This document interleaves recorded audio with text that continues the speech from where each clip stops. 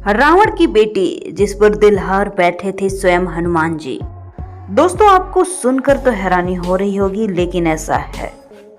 पूरी कहानी जानने के लिए चैनल को तुरंत सब्सक्राइब कर हमेशा के लिए अपना बना लीजिए। अगर आप एक सच्चे सनातनी और हिंदू हैं तो कमेंट सेक्शन में जय श्री राम लिखकर अपनी हाजिरी अवश्य लगाएं।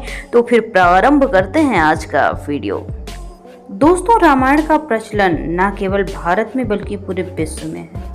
दुनिया भर में श्री राम संकट मोचन के भक्त हैं और इनसे जुड़ी काफ़ी कहानियाँ भी प्रसिद्ध हैं। वाल्मीकि रामायण के अलावा भी कई देशों में रामायण के अलग अलग संस्करण उपलब्ध हैं, जिनमें रावण की बेटी का उल्लेख मिलता है। यही नहीं, रामायण के इन संस्करण में रावण की बेटी को हनुमान जी से प्रेम होने वाली बात भी कही गई। बता दें कि वाल्मीकि रामायण यानी तुलसीदास जी की रामचरितमानस में रावण की बेटी का जिक्र नहीं किया गया। तो चलिए जानते हैं रामायण के किन संस्करणों में रावण की बेटी से जुड़ी कहानियां लिखी गई हैं।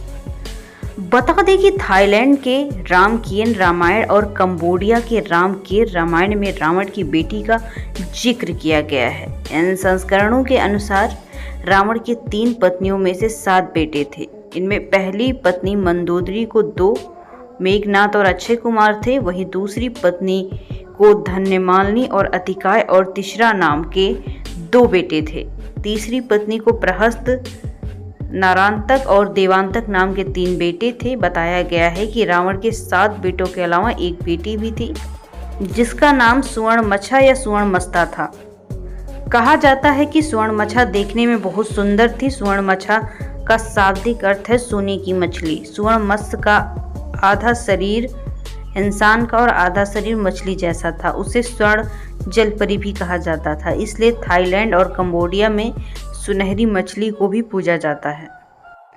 वाल्मीकि रामायण के थाई और कंबोडियाई संस्करणों के मुताबिक श्री राम ने लंका पर विजय प्राप्त करने के लिए समुद्र पार करने के लिए नल और नील को सेतु बनाने का काम सौंपा। भगवान राम के आदेश पर जब नल और नील लंका तक पहुंचकर समुद्र सेतु बना रहे तो रावण ने अपनी बेटी सुवर्णमत्स्य को इस योजना को नाकाम करने का काम सौंपा। पिता की आज्ञा पाकर सुवर्णमत्स्य ने वानर सेना की ओर से समुद्र में फेंके जाने वाले पत्थर और चट्टानों को गायब करना शुरू कर दिया। उसने इस काम के लिए समुद्र में रहने वाले अपने पूरे दल की मदद ली।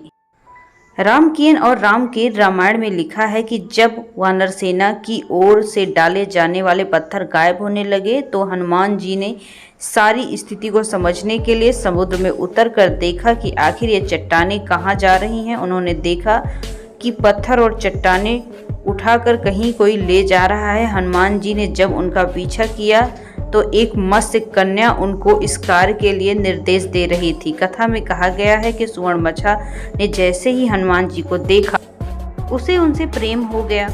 हनुमान जी सुवर्णमत्स्य के मन की स्थिति समझ गए और उनको समुद्र तट पर ले गए और उनसे पूछा, देवी आप कौन हैं? उन्होंने उत्तर देते हुए कहा कि वे रावण पुत्री सुवर्णमछा हैं। फिर रावण द्वारा किए गए गलत कार्यों की जानकारी हनुमान जी ने उनको दी, जिसके बाद सुवर्णमछा समझ गई और सभी चट्टानों को लौटा दिया। तब जाकर राम सेतु का कार्य पूरा हो पाया। तो प्यारे दोस्तों, कैसी लगी आपको कहानी? कमेंट सेक्शन में जरूर बताइएगा। Thanks for watching.